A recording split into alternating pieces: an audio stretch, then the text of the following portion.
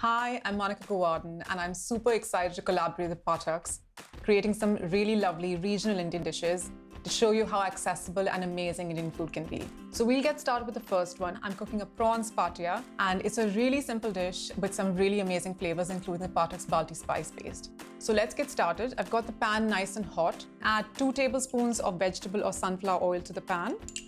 Make sure it's heated really nicely. And also chop your onions really finely.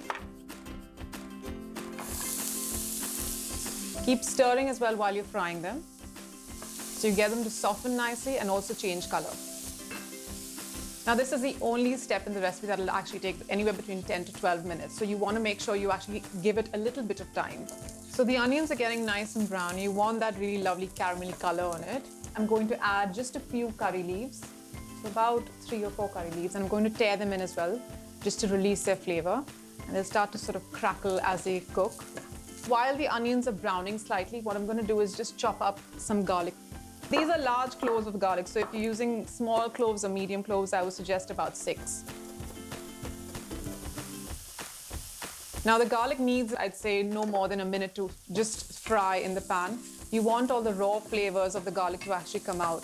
And along with the garlic, I'm also going to add 1 green chilli. What I tend to do is I take the chilli, the green chilli, I slit the chilli slightly, just not all the way through, just halfway.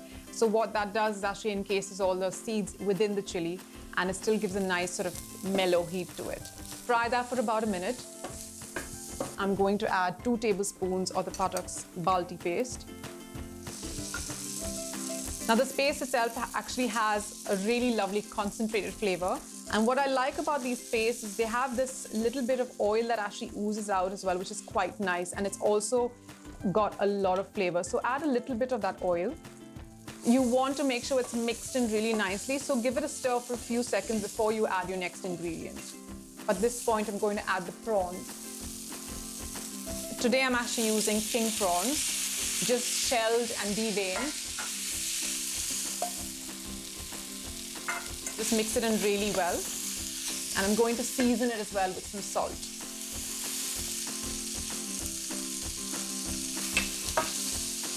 Now at this stage, I'm also going to add a little bit of water,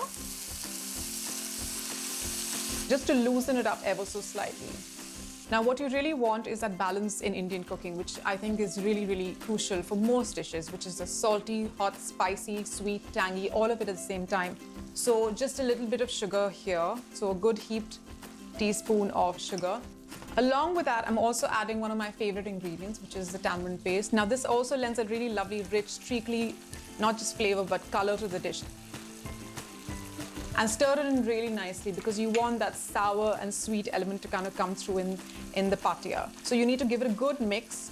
Again, the color will deepen and richen really nicely. So that's mixed in really, really well. And you can see all the prawns are coated with the sauce. So at this point, I'm also going to add a few extra curry leaves. So just the fresh curry leaves. I'm going to tear about 2 or 3 of those. And some coriander. So just a few sprigs of coriander leaves. Just tear the leaves roughly. You don't really need that much.